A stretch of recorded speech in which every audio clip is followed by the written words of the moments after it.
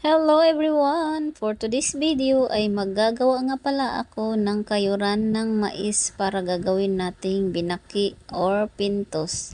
Pwede din ito gawing kudkuran or kayuran ng bulanghoy or kamuting kahoy para gagawin ninyong poto. So meron akong dalawang 2x2 na kahoy.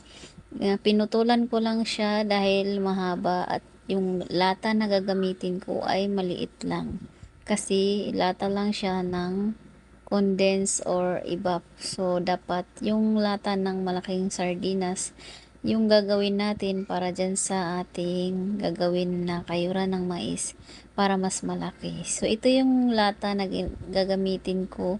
Tinutupi ko lang yung mga dulo-dulo dahil matulis nga siya para hindi tayo masugatan pag gagamitin na natin siya.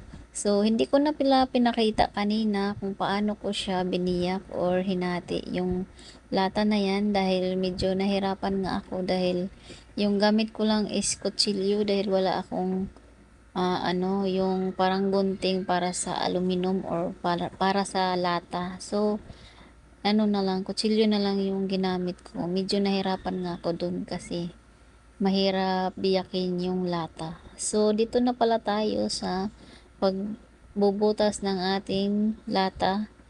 Maliit lang na pako, yung pinakamaliit na pako, yun ang ginagamit ko para dyan sa pagbubutas ng ating lata. Kasi dyan natin ikudkod o banggoron sa Bisaya yung ating mais. So, ginamitan ko lang siya ng plies at saka martilyo para hindi naman madukdok atong kamot.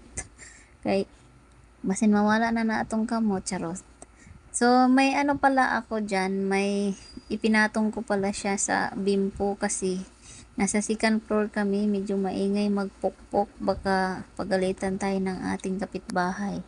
So, mga gabi na pala yan guys, kaya hindi na pwede na magpukpok ka ng malakas kasi baka natutulog na yung iba mong kapitbahay. So, hinahandahan ko na lang siya at ipinatong ko ng para hindi din masira yung tiles kasi baka pagalitan tayo ng may-ari ng bahay.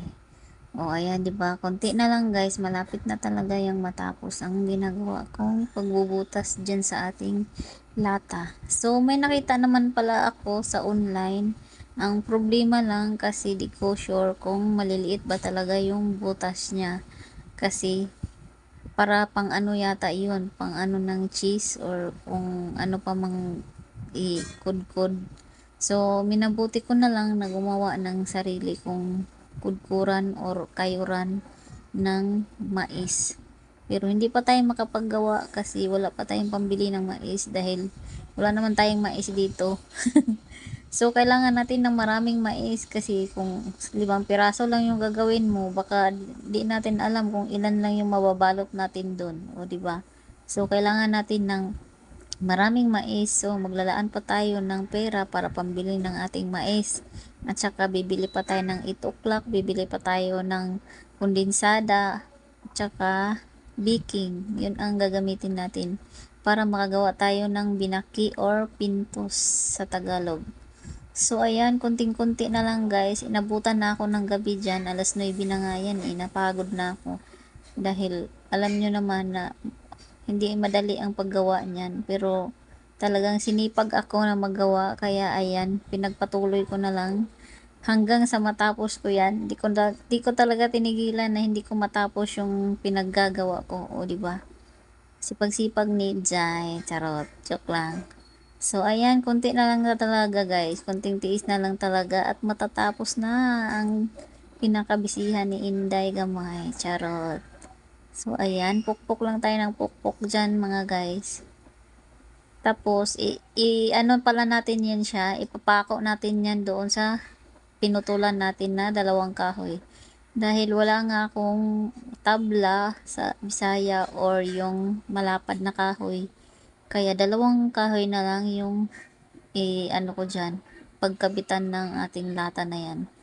So, ayan, konting-konti na lang talaga guys. Matatapos na natin ang ating ginagawa. Oh, ayan, diba? Madali lang naman siya guys. Hindi naman siya sobrang, hirap gawin. Madali lang.